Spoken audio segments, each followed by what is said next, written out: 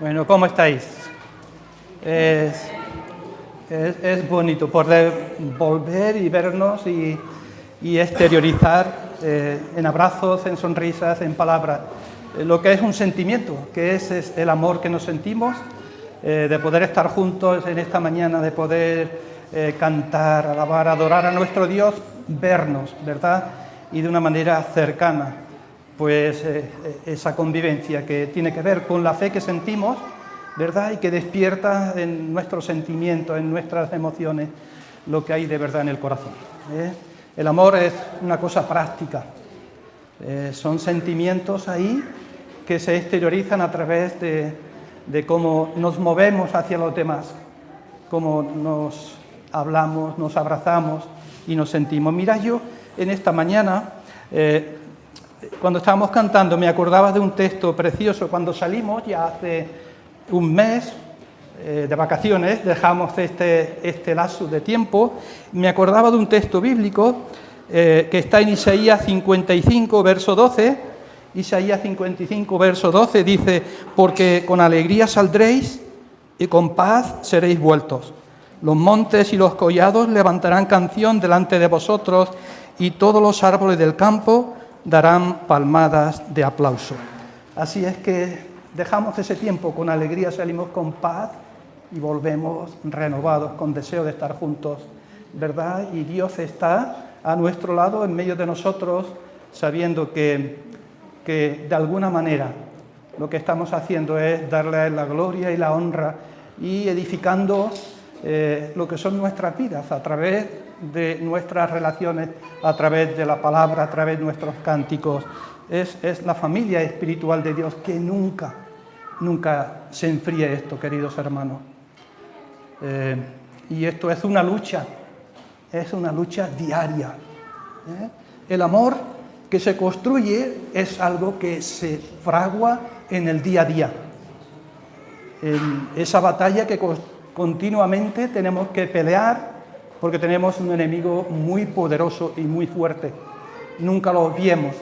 Así es que nunca desaparezca el deseo de congregarnos, de estar juntos, de visitarnos, de hablarnos y de estrecharnos en un abrazo.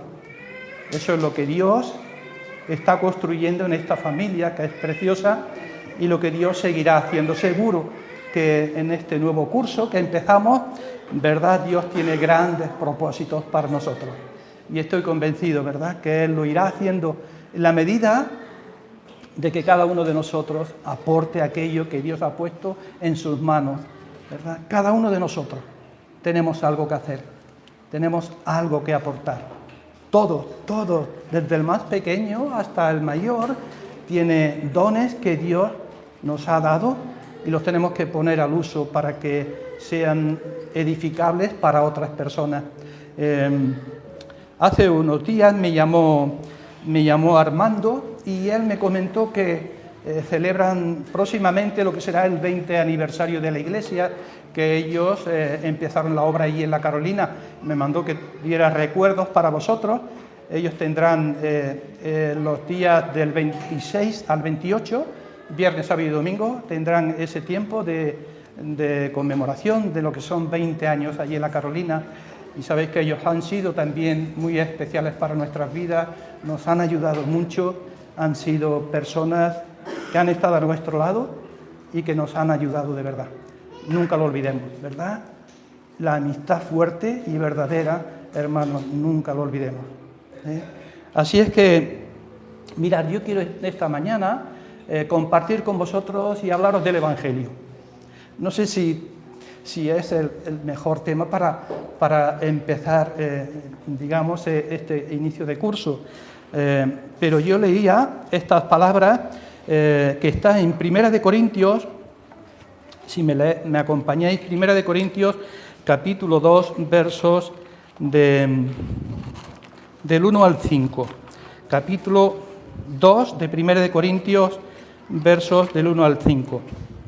Y claro, para entender, digamos, la predicación del apóstol Pablo en Corinto, ¿verdad?, tenemos que leer también los textos de Hechos, capítulo 17 y capítulo 18, y ver cómo se fragua, digamos, la predicación del apóstol Pablo.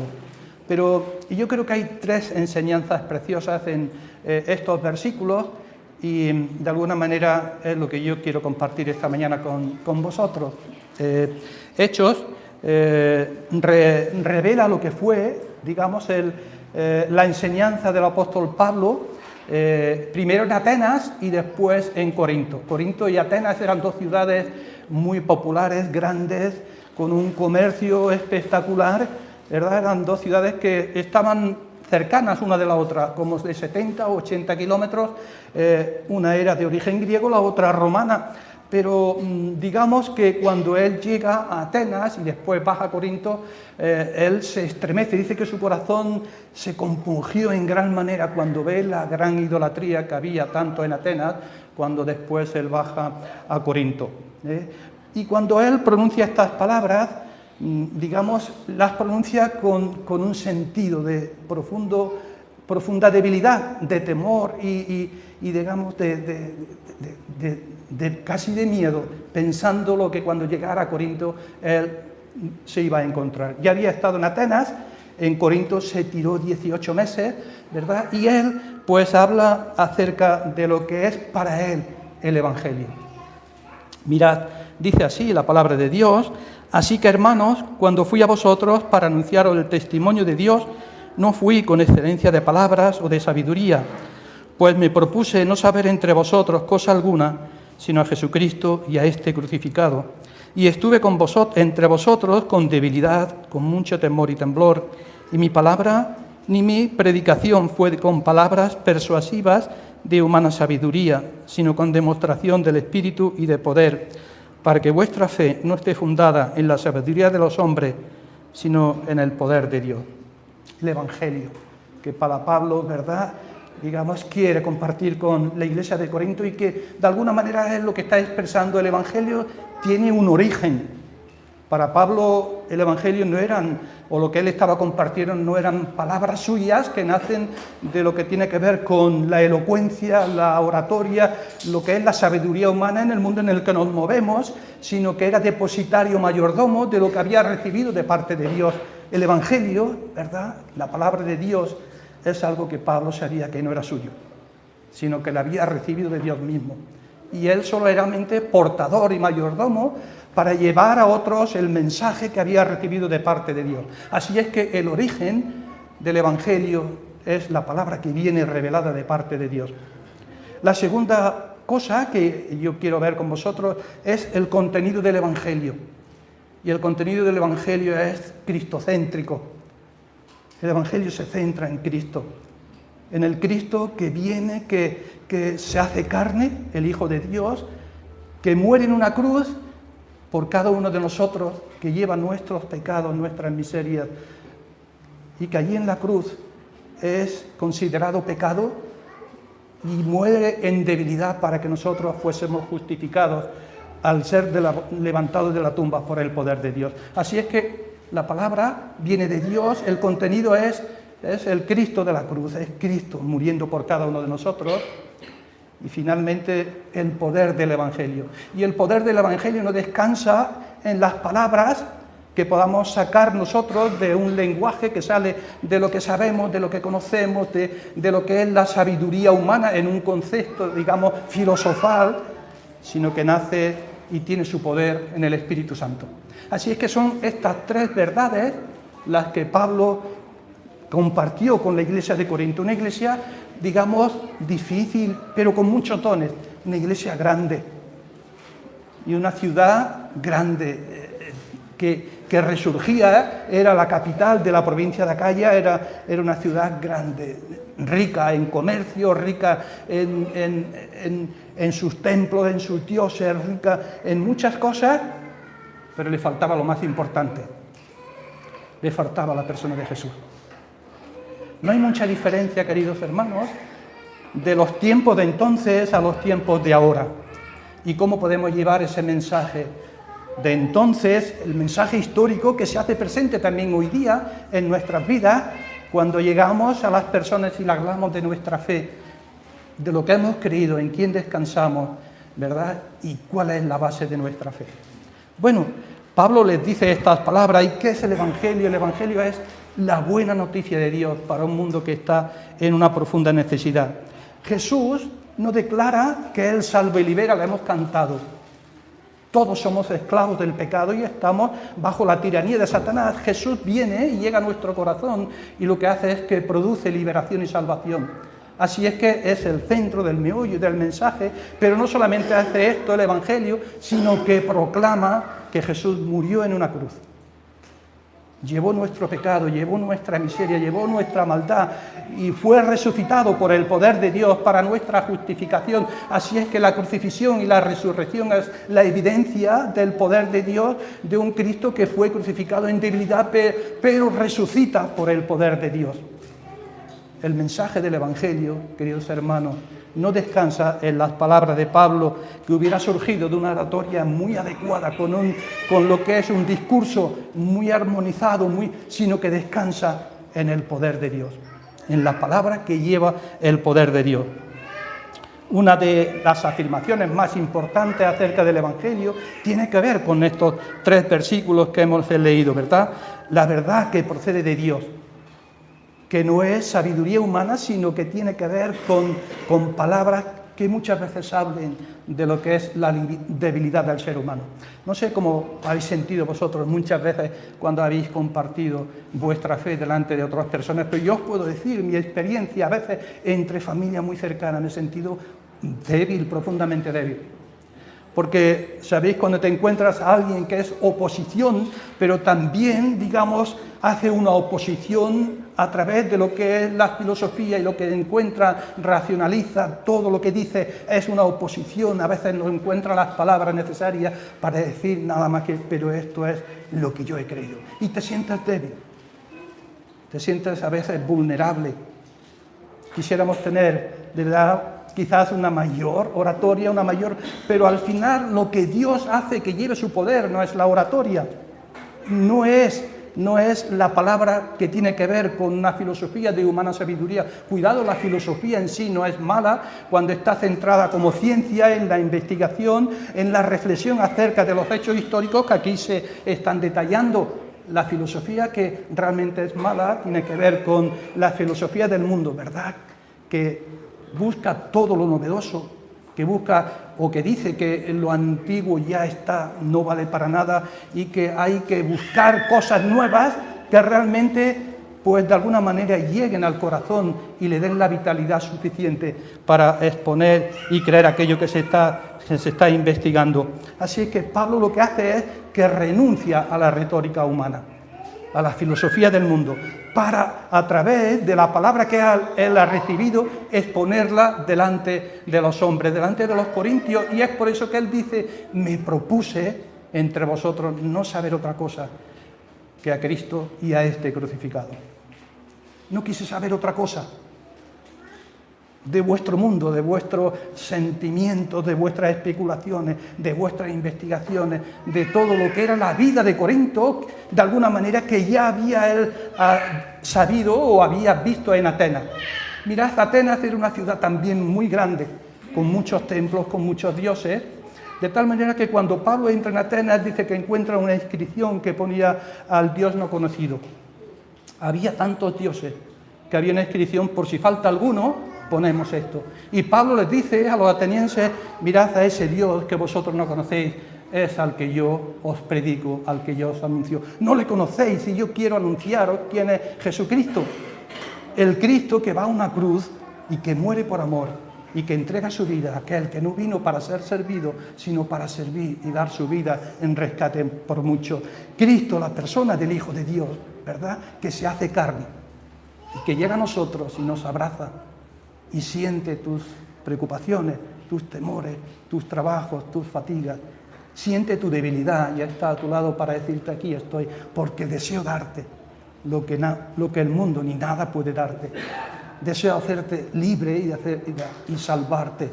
Deseo que conozcas quién soy yo y a través de mí puedas conocer al único Dios verdadero, aquel que está en los cielos y que se ha dado a conocer a través de la persona de Jesús. Así es que por 18 meses Pablo estuvo en Corinto. Ahora, Pablo cuando le está diciendo esto, a los corintios no está diciendo que su predicación estuviera carente de lo que es enseñanza doctrinal. La enseñanza doctrinal es fundamental en la Escritura. Y Pablo está diciendo, no es que yo carezca de enseñanza doctrinal, ni tampoco le está diciendo que carezca de un estilo propio. Sabéis que la palabra de Dios, ¿verdad? Hay diferentes personas y escritores, los cuales Dios, el Espíritu Santo, no anuló sus personalidades. Y cada uno de ellos tiene un estilo propio, y Pablo tenía su estilo.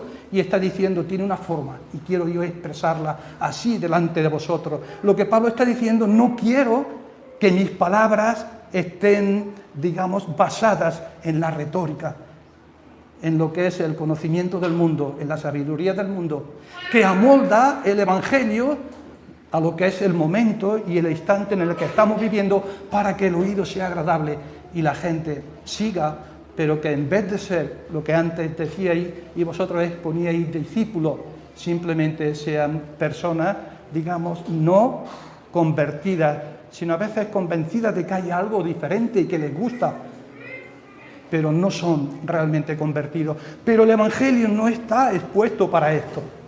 El Evangelio no busca agradar a las personas. El Evangelio lo primero que hace es dar al hombre y a la mujer la realidad de dónde está, que está perdido, que vive en pecado y está perdido, y que si Dios no hace ese milagro dentro del ser humano, ¿verdad?, es imposible que pueda llegar a Dios y que pueda salvarse del juicio final. Mirad, cuando Pablo llegó a Atenas y llegó a Corinto, si vosotros leéis capítulo 17 y 18 de Hechos, él dice que entraba en la sinagoga y allí discutía, razonaba y persuadía a gentiles y a judíos para que creyeran el Evangelio. No solo esto, argumentaba. El Evangelio no se mete con golpes de martillo a las personas. El Evangelio, hermanos, se explica a las personas con argumentos, con evidencia, con hechos históricos que están ahí. Y después, a pesar de esto, uno tiene que realmente creer en que Dios, el Espíritu Santo, abrirá los ojos que están cerrados y harán que les convenza de la realidad de su pecado y realmente se produzca lo que es el nuevo nacimiento. Pero eso solo lo hace el Espíritu Santo en el poder de Dios. Ahora, el Evangelio es algo que tenemos que exponer y declarar lo más claramente y convincentemente a través de argumentación, de razonamientos, presentando evidencias que están aquí en la Escritura para que la gente pueda oír.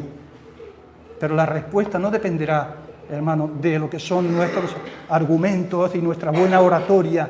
Al final dependerá de que el poder de Dios, el poder del Espíritu, actúe en el ser humano.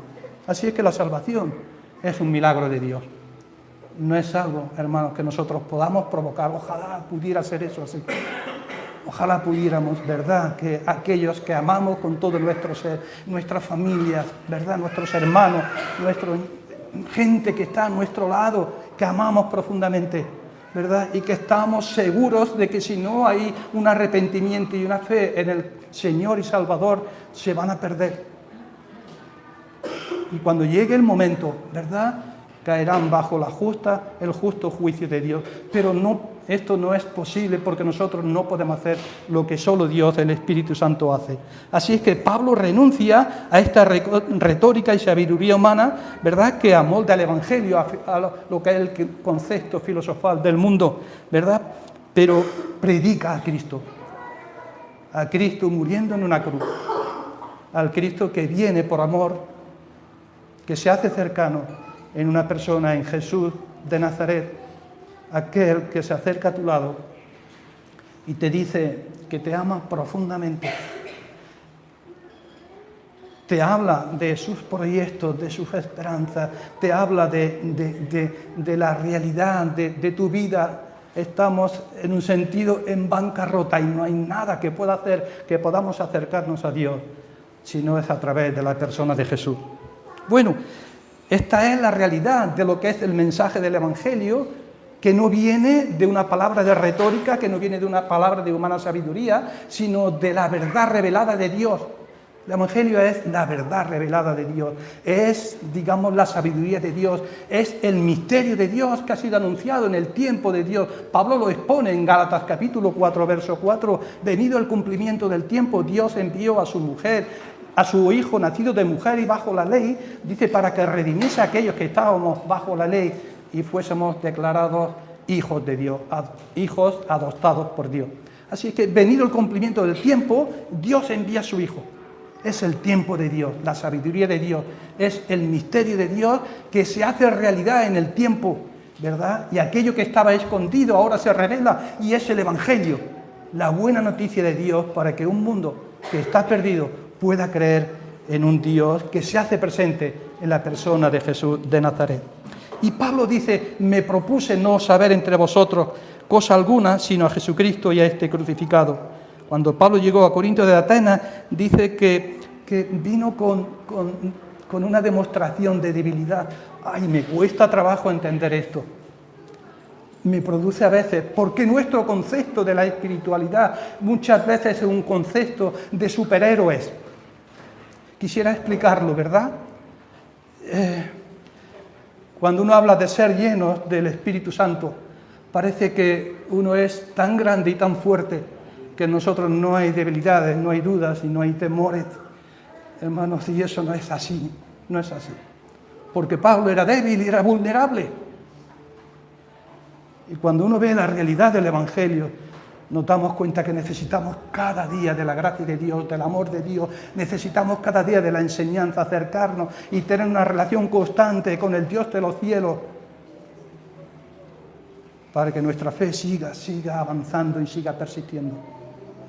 Pero aún, hermanos, creer muchas veces no es cuestión simplemente de algo intelectual, no es simplemente algo intelectual. A veces las creencias pueden surgir dudas en nuestras personas y creer es, aún teniendo dudas, es confiar. Pablo confiaba, no en sus palabras, confiaba en el poder del Espíritu. ¿Pueden surgir dudas? Claro que sí, pero mi confianza descansa en el poder de Dios. Aún a veces, queridos hermanos, nuestro amor puede ser un amor frío, pero el amor no descansa en, digamos, lo que suenan o dicen nuestras palabras, sino que el amor tiene que ver con una entrega. Y puede que a veces estemos fríos, pero el amor verdadero se manifiesta en una entrega. Y Cristo lo expresó de una manera inmejorable. Él entregó su vida, su sangre, derramó en la cruz por cada uno de nosotros. No siempre estamos al mismo nivel, no siempre somos las personas más altas. A veces, hermanos, no estamos así. Pero cuando hay amor profundo y verdadero, el amor tiene que ver con entregarse, a pesar de cómo estamos. Y hermanos, a veces nuestra fe es una fe débil, pero nuestra fe y nuestra esperanza, hermanos, descansa en las promesas del Señor, en un Dios que ha prometido que no nos va a dejar. Yo estaré siempre, como hemos cantado, ocurra lo que ocurra, pase lo que pase, ¿verdad? Por el fuego, por la lluvia, Dios va a estar contigo. Aun cuando fallamos, aun cuando torpemente cometemos en nuestra realidad de cada día, cometemos torpezas y fallamos, Dios no es como nosotros, que no nos deja. Dios seguirá estando y seguirá llamando y seguirá tocando la puerta de tu corazón, porque Él ha prometido no dejarte ni abandonarte nunca. Y Pablo llega a esta iglesia de Corinto, ¿verdad? Y dice, yo estuve entre vosotros con debilidad, con mucho temor y temblor. Corinto y Atenas eran ciudades realmente arrogantes, intelectualmente eran ciudades que tenían, digamos, muchos enseñadores, filósofos, tenían muchos dioses, muchos templos. El otro día yo estaba viendo una imagen y lo compartía con algunos hermanos de la ciudad de Bali. Y cuando hablaron en este reportaje de la 4, decía que Bali tiene como 10.000 templos. 10.000 templos hinduistas. Bueno, hoy hay no sé cuántas religiones, budistas, ¿verdad? Y cuando Pablo llega a Corinto, ve una ciudad realmente idólatra como había visto en Atenas. Y él pues siente miedo, debilidad de llegar allí porque no sabía qué le esperaba. Si predicaba un mensaje fiel al Evangelio con fidelidad, ¿verdad? Y realmente expresaba la palabra que había recibido de Dios, le esperaban malos tiempos y malos momentos para él. Pero Pablo llega a esta ciudad y lo que hace es, dice, me propuse otra cosa que predicar a Cristo crucificado. Y vamos leyendo la carta a los Corintios y vamos viendo que el mensaje de Pablo era tropezadero para los judíos, porque ellos esperaban a un Cristo que los sacara de la situación en la que estaban viviendo de opresión, ¿verdad? Y Pablo predica a un Cristo que muere en una cruz. Y por Deuteronomio, y después Pablo, hablando en Gálatas capítulo 3, verso 13, dice que esto era tropezadero para los judíos, porque maldito es todo aquel que es colgado en un madero. Morir en una cruz era, digamos, sinónimo o enseñanza de lo criminal o de las personas que eran ladrones, expuestas, la clase más baja y proscrita de la sociedad. Así es que, ¿cómo puede ser que el Mesías, el Cristo esperado y anunciado en el Antiguo Testamento, vaya a morir en una cruz? Era tropezadero para los judíos. Pero para los gentiles, que solo buscaban sabiduría humana y la elocuencia y la sabiduría, y lo que se anuncia, el pasado no tiene importancia, sino lo novedoso, y para ellos, ¿cómo puede ser, si Jesús es el Hijo de Dios y es Dios mismo, que muera en una cruz? Porque los dioses son eternos y no mueren. Así es que Pablo va exponiendo su mensaje y dice, yo no quiero saber nada de filosofías y de cosas y de noticias novedosas, quiero predicar a Cristo y a Cristo crucificado en la cruz. Así es que para el gentil era también absurdo esto, el orgullo intelectual de nuestro tiempo, con la inteligencia artificial que ya, digamos, lo sabe todo, lo conoce todo, lo racionaliza todo. ¿Cómo vamos a predicar al Hijo de Dios que viene a morir en una cruz, que toma tu lugar, que toma mi lugar, que muere tu muerte, que lleva nuestro pecado y nuestra miseria? Eso está pasado de moda, es absurdo. Eso no tiene sentido en los momentos y en el siglo y en la experiencia que estamos viviendo. Y Pablo dice, yo quise predicar solamente a Cristo crucificado y fuera de eso no quiero saber nada más. Así es que Pablo sabía una cosa, que lo insensato de Dios es más sabio que los hombres y que lo débil de Dios es más fuerte que los hombres.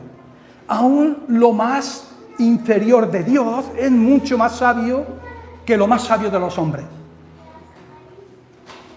Y que lo que nosotros podamos considerar lo más necio o lo más débil de Dios es mucho más poderoso que lo más poderoso de los hombres. Primera de Corintios 1:25, ¿verdad? Y Pablo predica a Cristo. Hoy en día, queridos hermanos, el orgullo de la mente, el orgullo de saberlo, conocerlo todo, ¿verdad?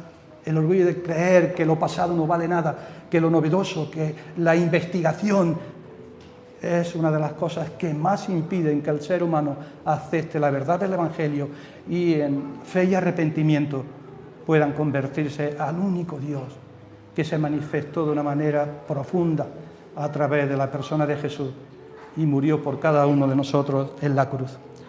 Hoy en día el orgullo, queridos hermanos, es algo. Y si habláis alguna vez con alguien, ¿verdad?, que no crea, el orgullo muchas veces, ¿sabéis lo que produce? Cuando tú le hablas a una persona del Evangelio, produce casi como cierta hostilidad. Y se le encienden los ojos y a veces casi expresa, bueno, casi si pudiera me haría algo, simplemente porque le estás diciendo y compartiendo tu fe.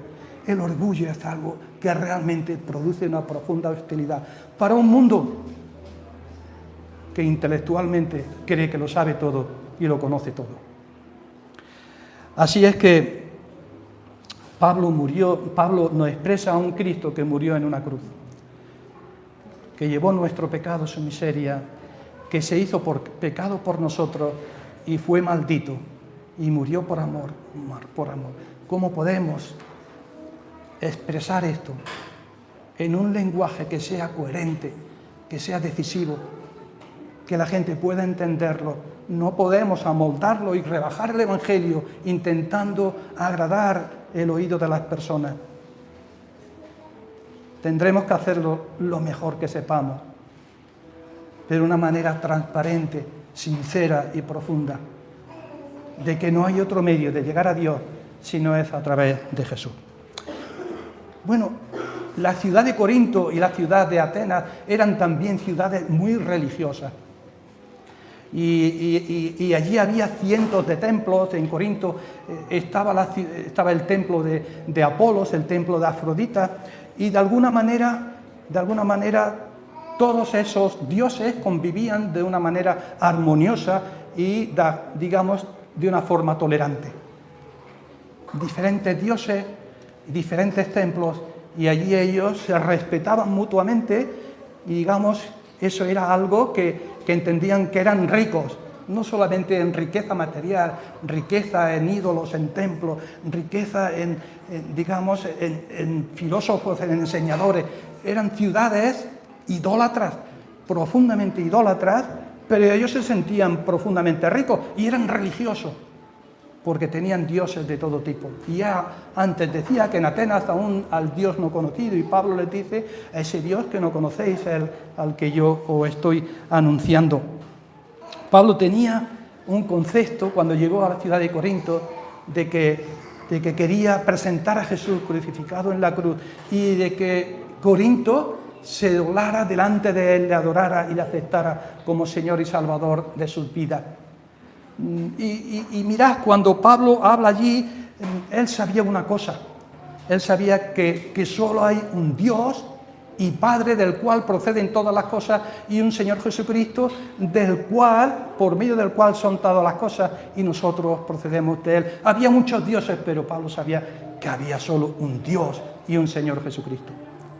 Y en el corazón de Pablo, que ardía por, digamos, comunicar el Evangelio y al Cristo crucificado, se da cuenta de que para ellos había tantos dioses y armonizaban unos de los otros, que si Pablo hubiera predicado a Jesucristo y lo hubieran metido a Jesús en el Areópago, no hubiera tenido ningún problema. Pablo tuvo problemas por predicar un mensaje y un evangelio fiel y de acuerdo a la palabra que había recibido. Pablo fue coherente con la palabra que había recibido. Y él sabía que no hay otra manera de llegar a Dios. No hay otra manera sino a través de Jesucristo, y que Jesús no comparte su gloria con ningún otro Dios. Así es que mirad, otra de las cosas que nos damos cuenta en nuestra sociedad, a través de lo que es la globalización y la pluralización que hay, la pluralidad que hay en nuestra sociedad, es que lo que hay hoy día es un sincretismo religioso profundo, por cuanto todas las religiones, y lo habría oído más de una vez, todas las religiones llevan al mismo Dios. Y Pablo dice, solo hay un Dios y solo hay un Señor, el Hijo de Dios, el cual murió por ti y llevó tu pecado y tu miseria. Y la religión cristiana, queridos hermanos, se vuelve exclusiva y se vuelve única, porque la religión no salva. Lo que salva es una persona. Lo que salva es Jesús de Nazaret, es el Hijo de Dios que viene a tu encuentro, que desciende, que se hace carne y que se hace hombre sin dejar de ser Dios, y llega a tu corazón y te habla de Dios y te habla de sus promesas y te habla de tu realidad. Y cuando la religión, queridos hermanos, el cristianismo se hace exclusivo, diciendo no hay otra religión, y se hace único porque presenta a una sola persona, porque no hay otro paralelo a Él, no hay otra persona como Jesús, que se hiciera carne, que muriese en una cruz y que resucitara como evidencia del poder de Dios para llevar poder al corazón. Y como no hay otra persona, esto produce resentimiento en las personas, hermanos, que entienden que el cristianismo es intolerante. Así es que si para que el oído sea agradable tenemos que desvirtuar el Evangelio, haremos tolerante a la persona de Jesús comparándola con otros dioses. Pero Pablo dice, no quiero saber nada sino a Jesucristo y a este crucificado. No hay otra religión, no hay otra persona, el único que realmente salva es Jesús. Y no hay otra evidencia de aquel que se hizo carne, de aquel que supo lo que era la vida del ser humano, excepto en una cosa, que no cometió pecado, supo lo que era el ser, aún por su propia familia, dejado a un lado. Supo lo que era la traición, supo lo que era el hambre, la desnudez, supo lo que era el sufrimiento del ser humano, y se acerca a tu corazón y quiere compartir y quiere llevarte de su mano y quiere hablarte de Dios, de esperanza, de promesa. Quiere hablarte de nuevo nacimiento. El nuevo nacimiento, queridos hermanos, que Nicodemo no sabía cómo se podía producir en la persona, y era un maestro y lo conocía todo, y Jesús le tiene que decir: mira, tú ves cómo sopla el viento, que viene de aquí para allá y no sabes cómo mueve las hojas. Pues así es como obra el Espíritu Santo en la vida de las personas. ¿Cómo fue tu conversión? ¿Y cómo fue mi conversión? Seguro que cada uno de nosotros tenemos una experiencia totalmente única y diferente de las demás. Pero ocurrió algo tan insuperable, tan bueno, tan difícil de olvidar. Quizás fue un día, en un mensaje, quizás fue en un proceso, a través de lo que fue oír la Escritura, y en un momento el Señor produjo algo que despertó tu corazón y abrió tus ojos y pudiste conocer al autor de la vida. Pero así es como ocurre. Porque la religión, queridos hermanos, hay cientos de religiones hoy día y cientos de ídolos. Hoy hay cantidad de personas, ¿verdad?, que van a estos países asiáticos y se convierten al budismo, a la religión musulmana, al hinduismo, ¿verdad? Y le dan un sentido, porque pues para ellos la vida religiosa lo que importa en el concepto de que ese es el Dios que hay. El cristianismo, queridos hermanos, se basa en una persona. Y Pablo dice: yo no quiero saber nada de filosofía, ni de palabras de humana sabiduría. Quiero predicar a Jesucristo y a este crucificado. Él murió por cada uno de nosotros. Dio su vida. Y hermanos, cuando yo me veo delante de un espejo y veo la realidad de mi vida y reflexiono aún de lo que Dios ha hecho por mí, todavía tengo que reconocer: oh Señor, aún sigue siendo tan bueno, porque soy a veces tan débil, soy a veces tan vulnerable, y aún así veo, Señor, tu mano maravillosa levantándome, sosteniéndome, ayudándome, acompañándome, hablándome sin cansarte de mí, sin, dejarme de lo torpe que soy tantas veces. Jesús es precioso, queridos hermanos. Jesús es maravilloso. Solo Jesús, solo Cristo por cada uno de nosotros. Pero no solamente había, un sentido religioso, sino que había una cierta vanidad y un cierto orgullo en estas dos ciudades, porque se sentían profundamente orgullosas de lo que eran, de sus riquezas, de sus ídolos, de sus templos, de sus maestros. Ellas se sentían profundamente orgullosas de todo lo que tenían. Y Pablo llega allí, ¿verdad?, y les dice: mira, ni tu riqueza, ni tu sabiduría, ni tus templos, ni tus dioses te pueden salvar ni te pueden acercar a Dios. Eso que tú tienes, eso que tú crees que vale, no sirve para llegar a Dios y no vale nada. El orgullo de una ciudad y de una provincia, que estaba en auge en todo lo que estaban haciendo y eran importantes en lo que era el comercio, en todo, pero también en su ideario de vida cada día.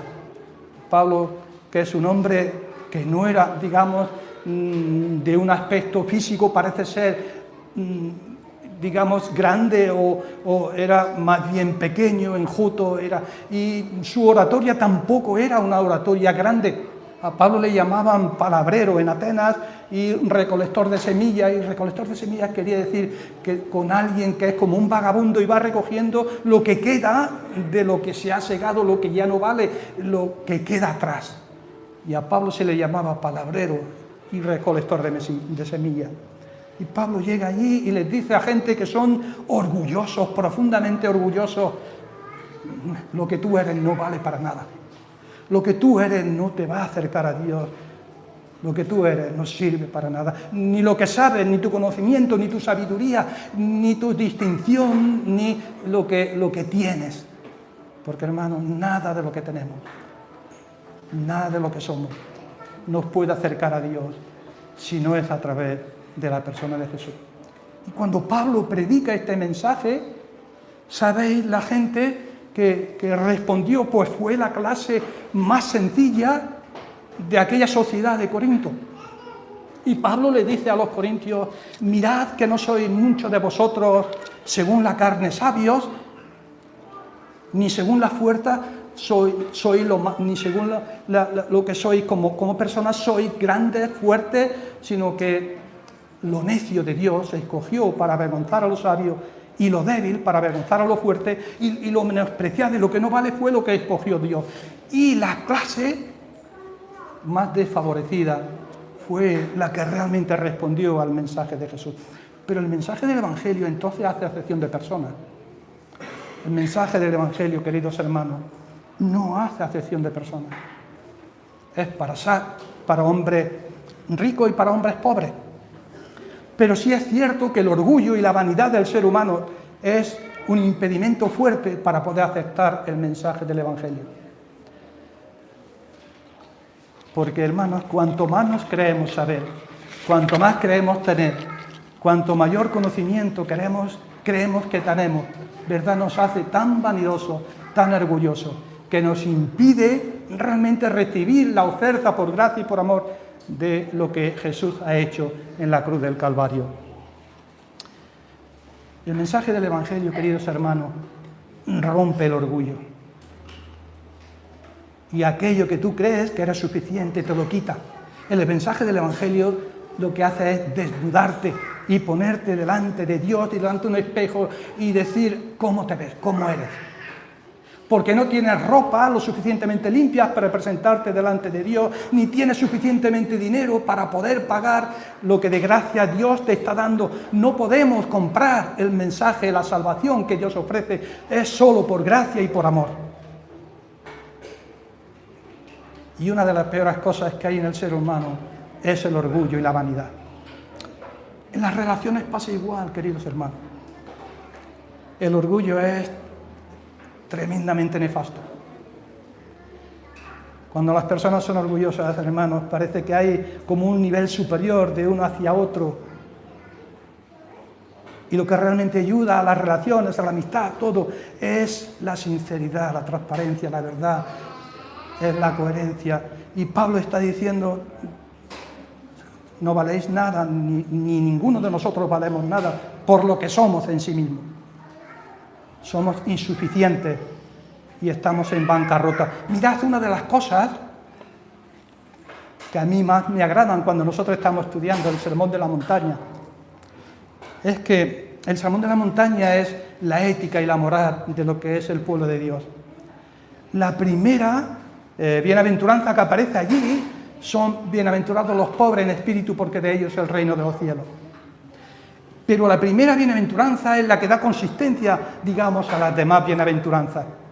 Porque la primera bienaventuranza tiene que ver, en un principio, literalmente es: bienaventurados los pobres, los desposeídos, los que no tienen nada. Literalmente son gente que no valen en nuestra sociedad, nada.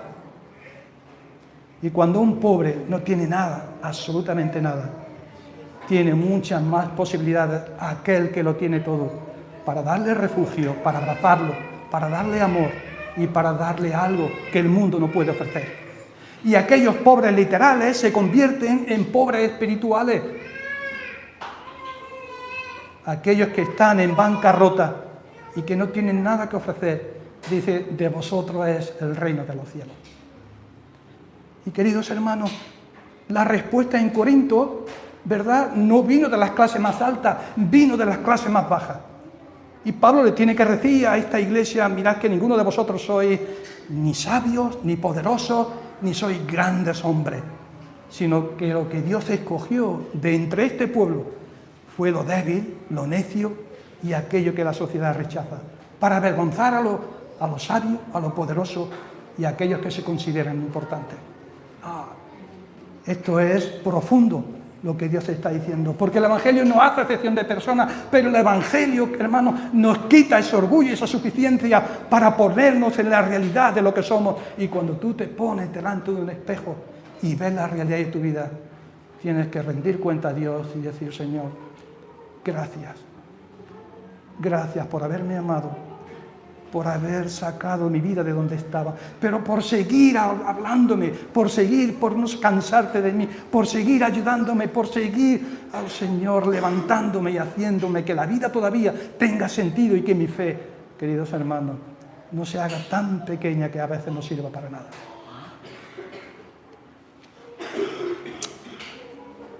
Así es que Pablo no sintió vergüenza al decir: yo estuve en debilidad entre vosotros, con mucho temblor, con miedo, estuve con mucho temor.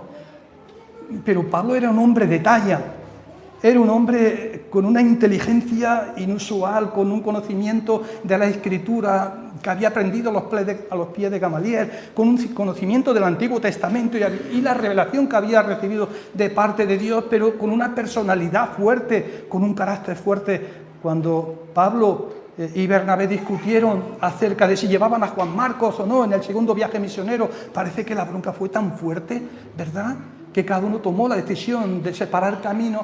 Pablo era un hombre de fuerza, era un hombre no solamente de fuerza, era un hombre de talla, que había dedicado su vida a la enseñanza del Evangelio. ¿Y cómo es posible que ahora va a Corinto y dice: y estuve entre vosotros con debilidad, con mucho temor y con mucho temblor?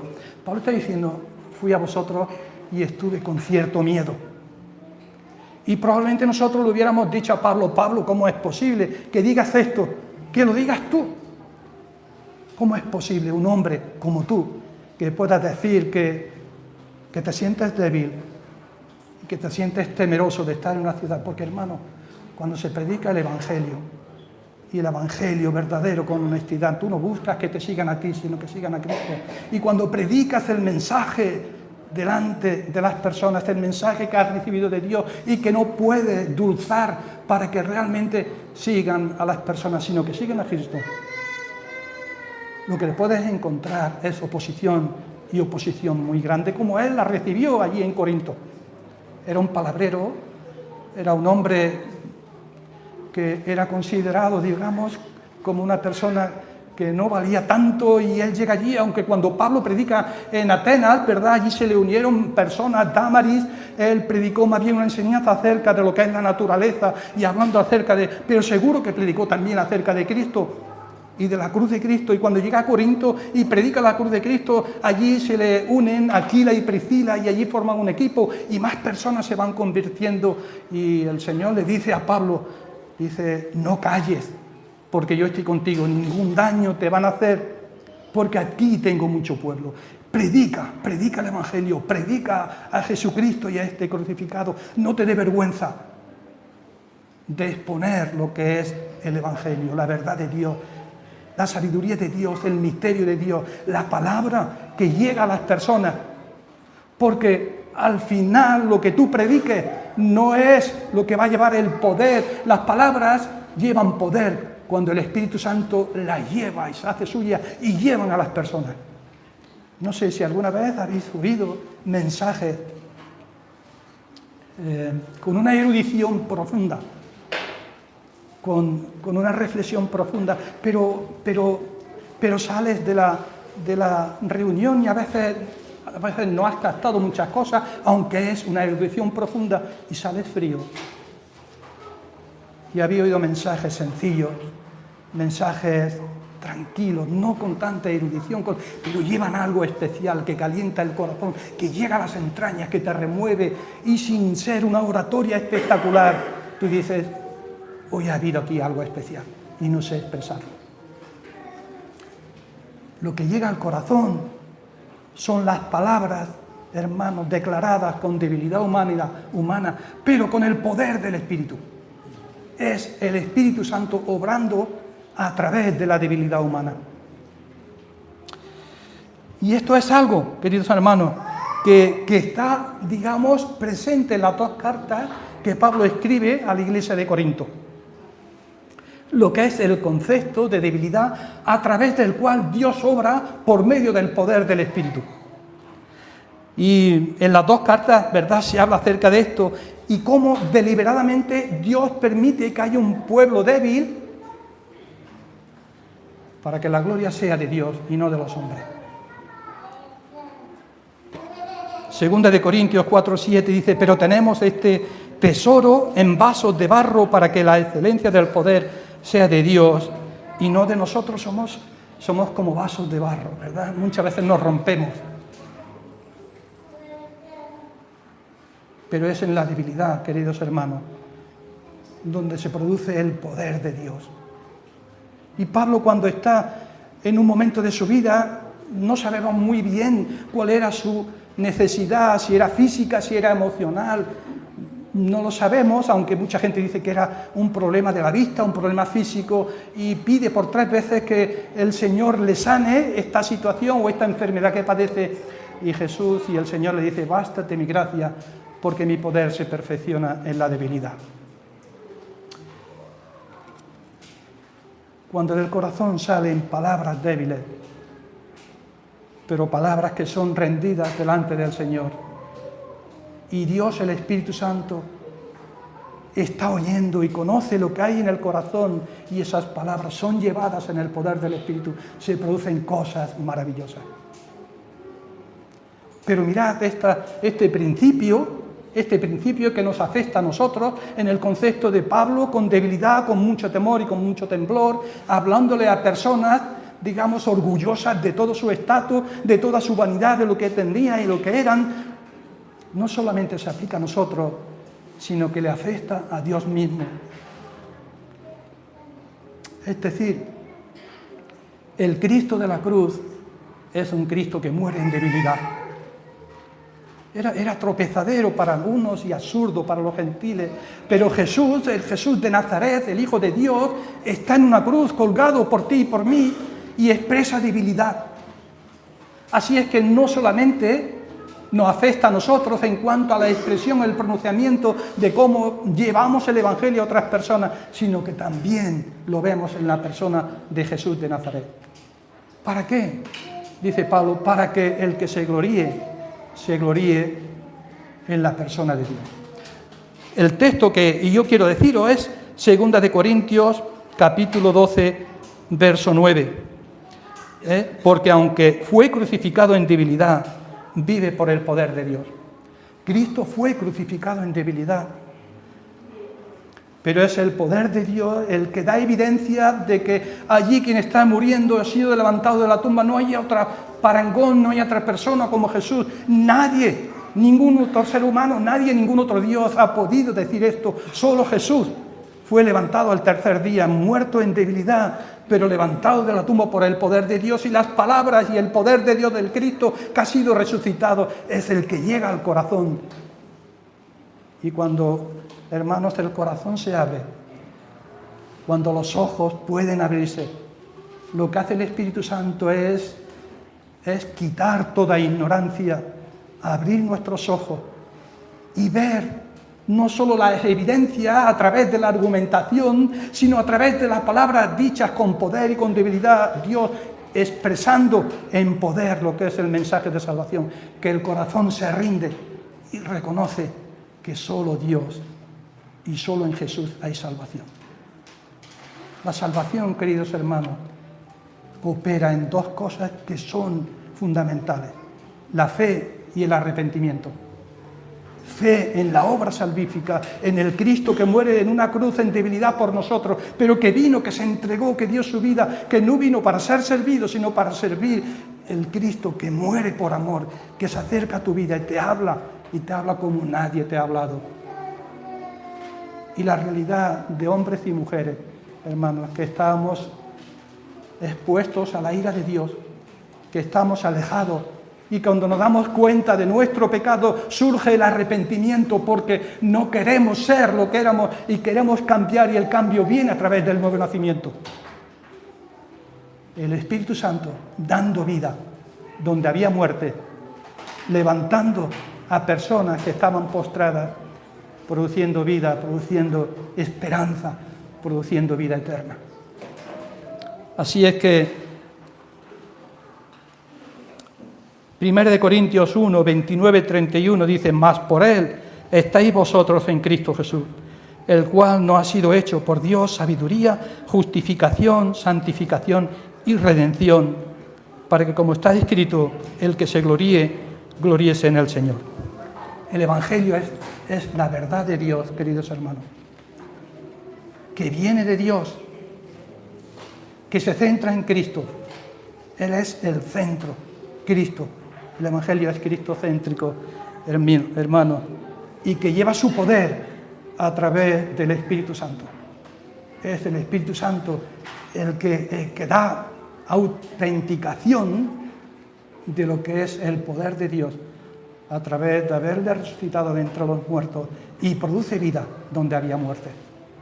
Que el Señor nos bendiga, hermano, que nos ayude a entender, que nos ayude a disfrutar, que cuando podamos hablar a la gente de nuestra fe, lo podamos hacer de la forma más fehaciente, convincente y transparentemente que podamos, pero finalmente descansando en el poder del Espíritu, porque será el poder del Espíritu el que aplicará a palabras no de humana sabiduría, sino habladas con debilidad humana, para que convenza a hombres y mujeres de su pecado, quite la niebla de sus ojos y abra su corazón para aceptar al Cristo de la cruz. Que el Señor nos bendiga, hermanos, que nos ayude, que la temporada que empieza, ¿verdad?, podamos transmitir este mensaje donde sea, donde Dios te coloque, en tu casa, con tus amigos, con tus familiares, aunque esperes de una profunda oposición, que Dios te dé la profunda convicción de que es el mensaje que hemos recibido para poder llevarle a otros, el mensaje de la palabra de Dios. Que Él nos bendiga, hermanos, que tengáis una feliz semana, que tengáis una feliz tarde, que quienes vais a partir, María Luisa se vaya el martes, que el Señor te acompañe, que tengas un buen viaje y que realmente este inicio de semana, como hemos leído en Isaías 55, donde vemos aplaudiendo, ¿verdad?, el regreso de aquellos que salimos en paz y que regresamos con alegría, el Señor se siga encontrando realmente honrado y glorificado en un pueblo que, dice el texto bíblico, al que Dios muchas veces permite que sea débil para que la fuerza y el poder sea de Dios. Para Él sea la gloria. Amén.